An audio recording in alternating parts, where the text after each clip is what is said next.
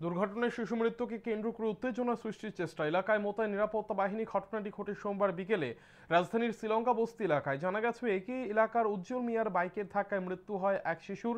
অভিযোগ, দ্রুত গতিতে ছিল বাইকটি। ঘটনায় মৃত্যু হয় ছোট্ট শিশু আবির দাসের। ঘটনায় এলাকায় উত্তেজনা ছড়ায়। মঙ্গলবার জিবি হাসপাতাল থেকে শিশুর মৃতদেহ নিয়ে যাওয়া হয় শ্রীলঙ্কা বস্তি নিজ বাড়িতে। ভিড় জমান স্থানীয় লোকজন। এই মৃত্যুকে কেন্দ্র করে যাতে পরিস্থিতি ঘোলাটে না হয় সেই জন্য মোতায়েন করা হয় সিআরপিএফ পুলিশ। ঘটনাস্থলে যান পশ্চিম জেলা পুলিশ সুপার কিরণ কুমারকে। তিনি জানান, অভিযুক্ত বাইক চালককে গ্রেপ্তার করা হয়েছে। এলাকার পরিস্থিতি স্বাভাবিক।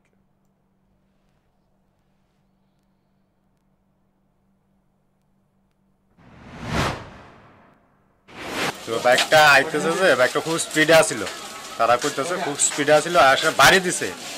বাড়ি দেওয়ার সাথে পড়ে গেছে, এরপরতে বাইকটা লইয়া ছুটছে। কিন্তু বাইকটা যদি থামায় যদি বাচ্চাটা লইতো, রেতে যদি যাইতো, তাহলে মানে বাচ্চাটা টিকতো। কিন্তু না দাঁড়ায় বাইকটা লইয়া হ্যাস রেয়া আসছে। দেখাইতে পারুন কোন জায়গাটা, দেখাইতে পারুন।